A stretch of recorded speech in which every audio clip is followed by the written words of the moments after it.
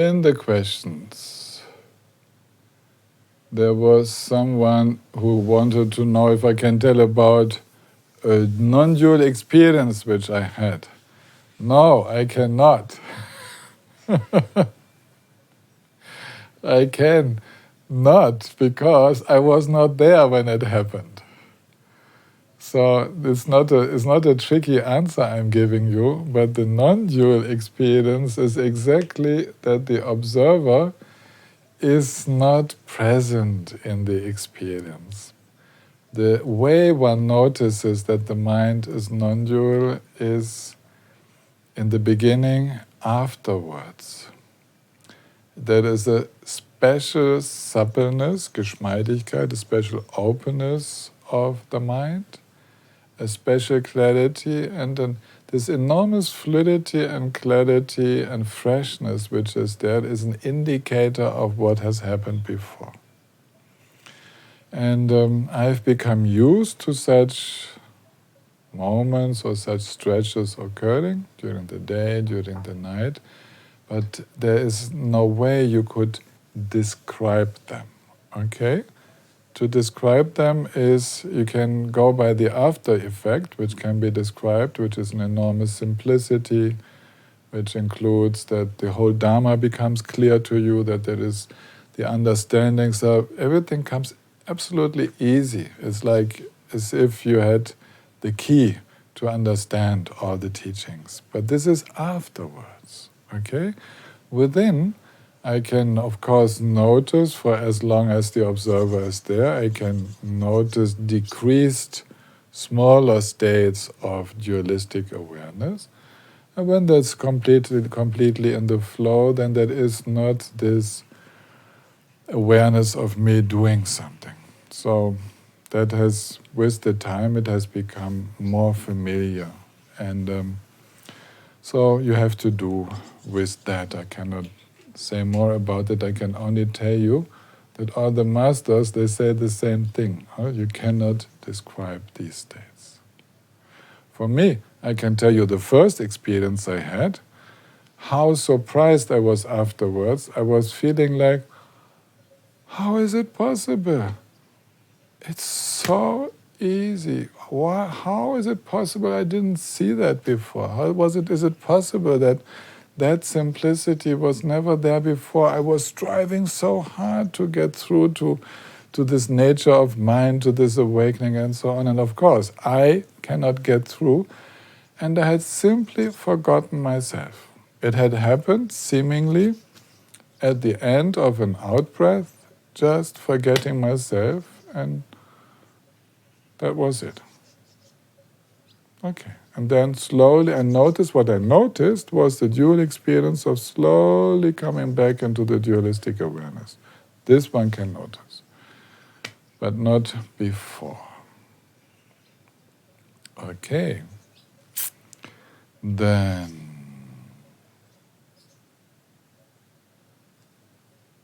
I'm reading Miriam's question. She wrote in French.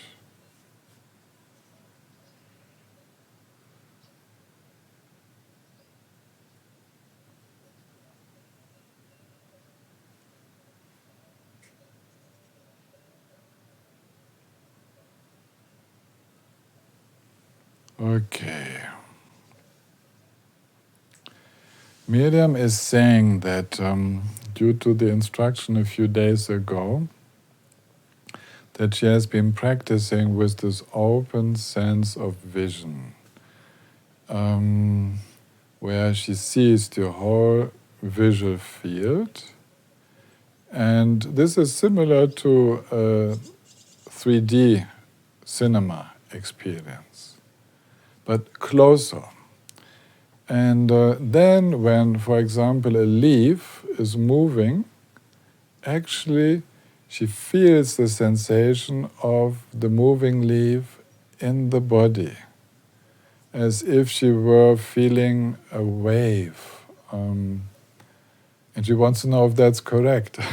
Miriam, yes. What you are experiencing is that with relaxed way of seeing, you're actually able to resonate, to vibrate much more finely with whatever you see. So seeing a movement, or you will notice when you see a facial expression, the face, the expression of someone in the face changing, you immediately feel so much insight. And this is our normal resonance, which you are beginning to feel. That's the basis of compassion. To allow for that resonance, like being one drum with, like this classical Tibetan drums with two sides in a room with another drum, and you beat one drum and the other drum starts vibrating. Okay? We are like that. We start vibrating, we start resonating with any phenomena in our sensory field, with every sound, with every sight, with every thought, with every smell, with every taste, and so on, physical sensations. There is more of us coming into movement. And now what you experience is a wonderful example of that sensitivity coming into awareness. Now, let's use that sensitivity. Let's not block it. But in order to use it, to make good use of it, we have to become very spacious, like space, like outer space, that these many sensations, this resonance phenomena, that they can move through and that we don't block them. Otherwise, we will get very tired. We will get quickly overwhelmed. We have to make space, and they will disappear as quickly as all other sensations. But if we fight with them, if we feel we're getting overwhelmed, we feel like too much, then actually we are fighting with the impressions, and this will not make us enjoy that heightened sensitivity. So thank you very much for the question. And then Beatrice has a question. But this was only written to me.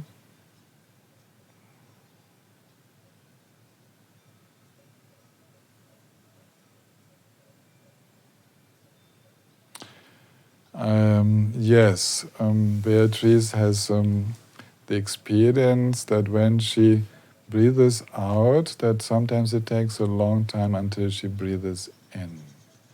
That there is a very slight feeling of breathing in and out which is left. And almost not feeling it anymore. It's agreeable and feels like a wave in the body. But she's having some fear that perhaps something could happen there, and I can tell you, please just allow that. It's a very normal thing that the breath becomes so subtle that you cannot feel it anymore. You don't risk anything. You don't have to watch out that your body is getting enough breath.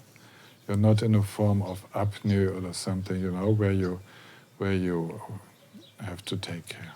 No, it's a very normal phenomenon of shamatha practice that the breath becomes imperceptible.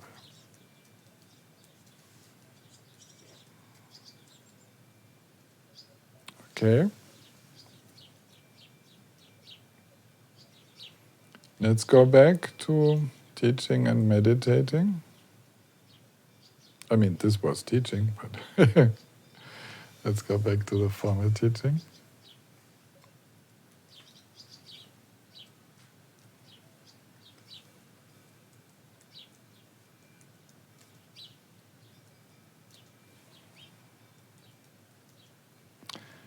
I want to link back to the last instruction I gave you before the break. Remember, seeing and being in the flow. And I invited you to let the eyes wander and to feel inwardly as the eyes are wandering, whether you are still in the flow or whether there is something blocking the process. And then I also asked you to just remain in one place and to continue being completely supple, being completely relaxed without grasping, to help you make the experience that you can stay focused while being in the flow. This is an important aspect of shamatha practice, because then whatever object, whatever support we will join or we will use for meditation, we can join it with that suppleness. The classical thing is to meditate on one visual object, to meditate on a recurrent sound, like for example the sound of a little river, little stream. Or to meditate with physical feelings. Or, more advanced, to also meditate on the flow of thinking processes. Flow of all perceptions. Now, whatever you choose, the importance in Mahamudra Shamatha is that we don't focus on the thing we see, we hear, we feel, we perceive. We rest in that open awareness of just being aware, and in a very stable way, without clinging to it. So actually, although we call it meditation with an object, with a focus in shamatha, actually we are practicing the suppleness of mind. Actually, our alertness watches out for when we begin to cling to the object of meditation, when we begin to label, when we begin to feel attached, when we begin to feel aversion, when we begin to make effort. So somehow the object we meditate on is just an excuse to heighten the awareness for the inner processes. It's an anchor. Sorry to say excuse, but it's an anchor. It facilitates the awareness of these inner processes. So, example, while I'm talking and you are listening, we can understand our words and I can pronounce a sensible teaching while maintaining an awareness of being in the flow, of being the flow, of non-grasping. That's possible while you listen, and somehow you can feel that you even understand better. You understand on a deeper level. The intuitive faculties of talking and hearing are more present. We are not so focused on the concepts. So please train this in all situations of life. So this is another important point, that the practice of supple, flexible presence is carried into all activities, whatever it might be. And the focus is not when we do walking meditation, for example. The focus is not to be able to feel all the sensations of walking, but how supple and flexible the mind is while walking. Now, if you take asanas in yoga practice, the emphasis is not on feeling all the details of what's happening, that's very nice, but whether the mind and body are supple, are open to the experience. So to open up is more important than actually what precisely we feel. So to give you such examples, so as we ride bicycle, the importance is not, of course we can do that to feel all the movement, but actually is to be in that supple, receptive awareness as we are doing a continuous movement of riding the bike. So you can extend this for all other activities, and you will notice that this inner focus, while we have an outer support, the outer support is the candle we are meditating on, the asana we are doing, bicycle riding, whatever. This is the outer support. The inner focus is always the same. Open mind, relaxed, and we will experience an incredible stability due to that. We will see that although we change training objects, we train in all areas of our life with different forms of meditation, also like visualizing deities in tantric practice, we use mantra flow and so on, but the inner practice always stays the same. And that answers also again the question of the beginning of this session. The shamatha might feel to you like a preliminary, but actually, if you do it with that suppleness, it will become Mahamudra. When Genno Rinpoche was teaching shamatha, shine in Tibetan, sometimes we listened to him and we asked, he's teaching Mahamudra, he's not teaching shamatha. So actually then he told us, well, I'm teaching you Mahamudra Shine, Mahamudra Shamatha. Actually, it becomes Mahamudra the very moment that you are completely supple. At the very moment you relax into the experience, it is Mahamudra. You don't have to change practice. You practice shamatha for as long as you need it. And shamatha actually opens into that natural presence. And this is due to the inside processes which happen in that practice. So, yes, let us practice more. Let us do it. But the last points here which I wanted to cover today,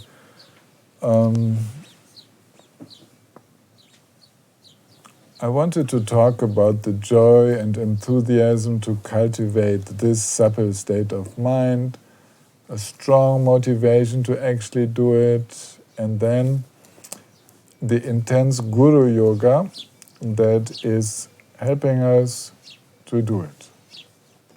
And then, as we invite the guru,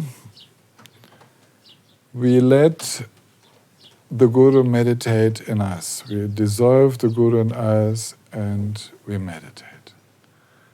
Now, let's use a shortcut. Imagine that you walk through a landscape and you're very attracted to a place over there. You see some incredible presence there. It looks like light, but it's not actually light. And as you come closer, you see a real Buddha sitting there.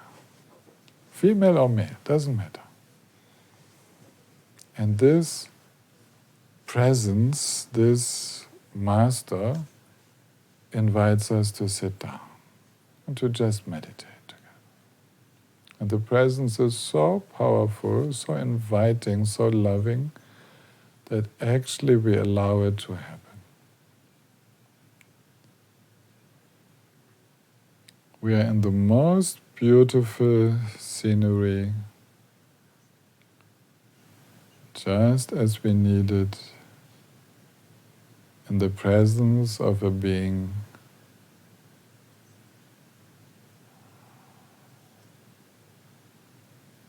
who invites us to be there, just like her, just like him.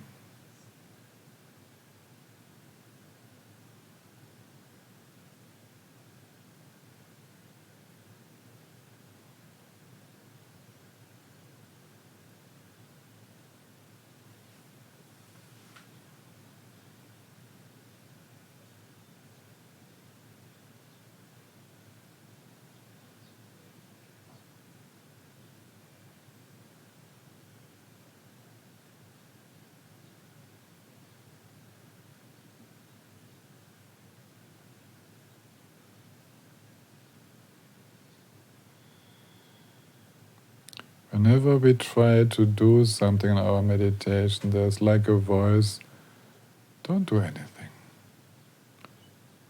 Just allow things to happen.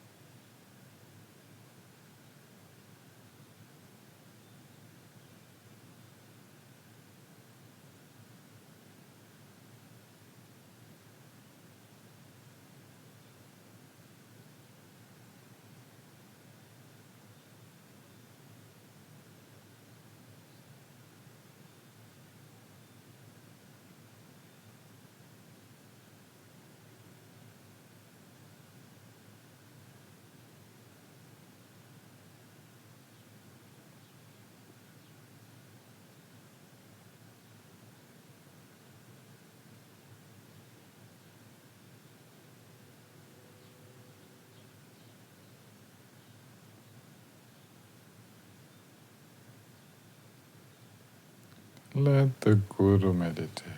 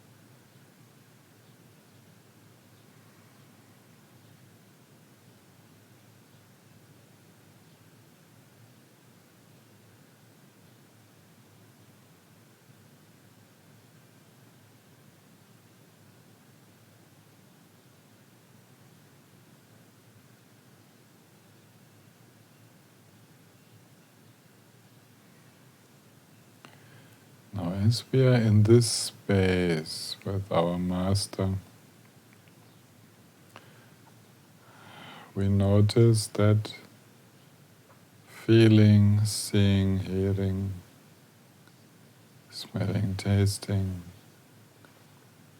being aware, all of that happens naturally. Nothing to do.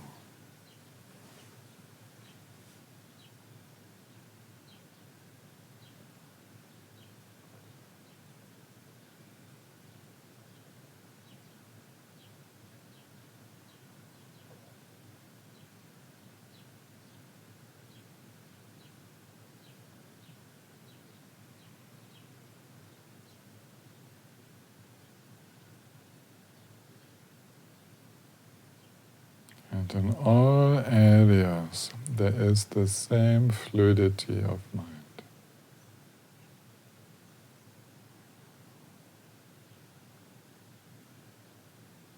And actually, that fluidity is identical to the changing nature of all experiences.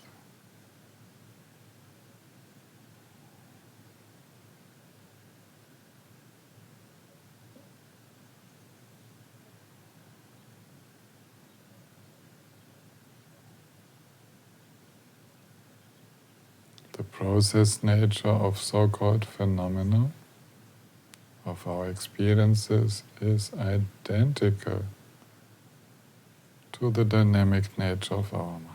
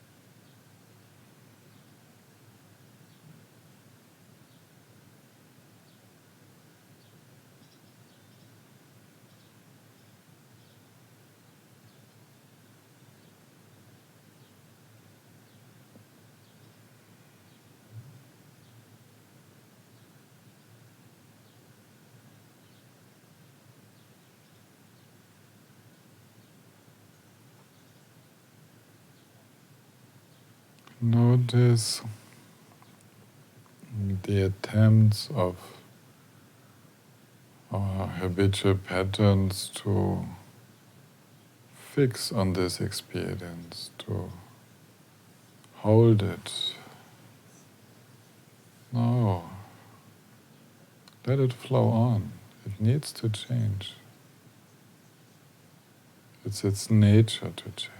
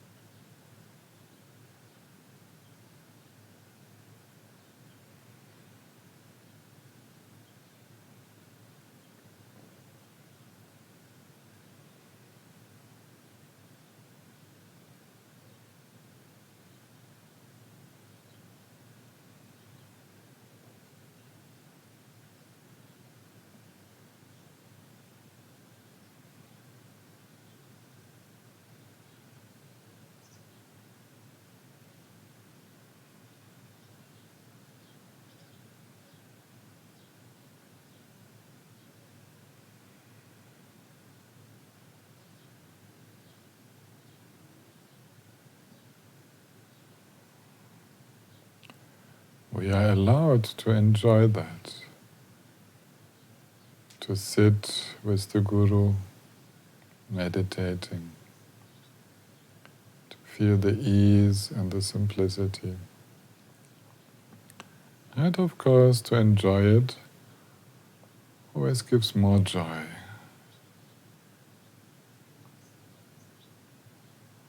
If we don't cling to it, if we don't want it. But it's a natural occurrence that we will enjoy that kind of open being.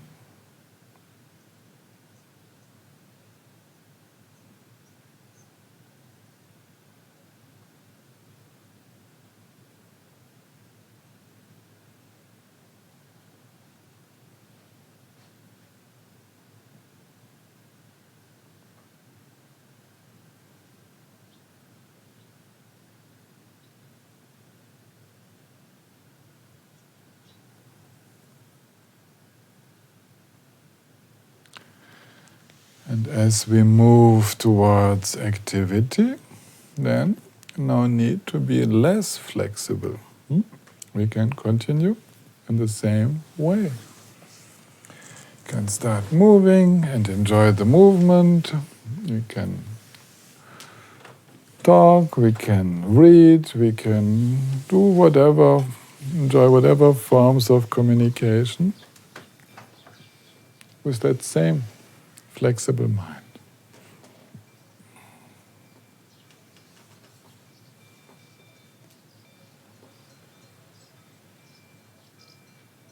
And that would be the way to let everything become meditation. Meditation means Yes, it also means training, but the proper meaning of the word bhavana in Sanskrit and gom in Tibetan in the Buddhist tradition is to become familiar with. Becoming familiar means to become familiar with one's mind, to become familiar with just how it is to relax, to become familiar with that increasing suppleness, flexibility.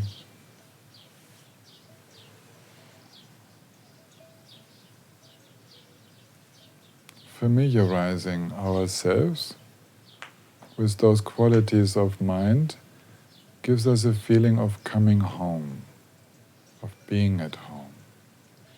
And that's a typical feeling of shamatha.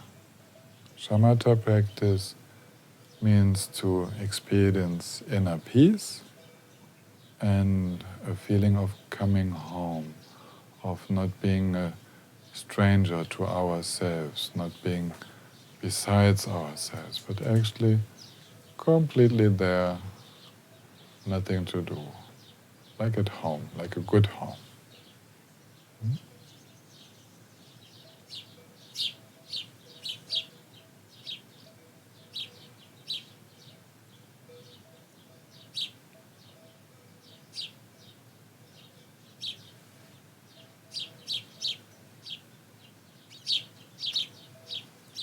If you still have your master sitting there with you, you can still continue, or you can say goodbye until next time. So,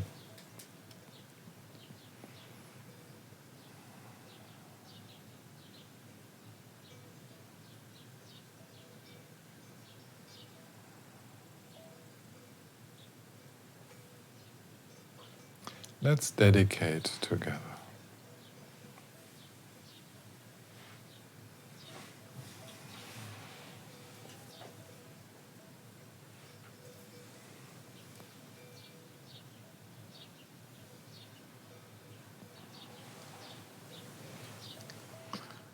Senam de tam je simpane tam ne pedanam bamjene kengana bala trapai si pezzole drova jo jambe bavajita kampanang kundu sambodayande shintu Deda kunje jesuda lonjeng Gewan deda damje damdungo Sangye kuson ebenjen lamdan Chene menjun dembenjen lamdan Gende mijen dembenjen lamji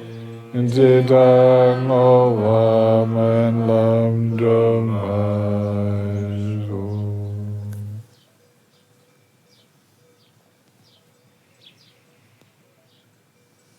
Thank you very much.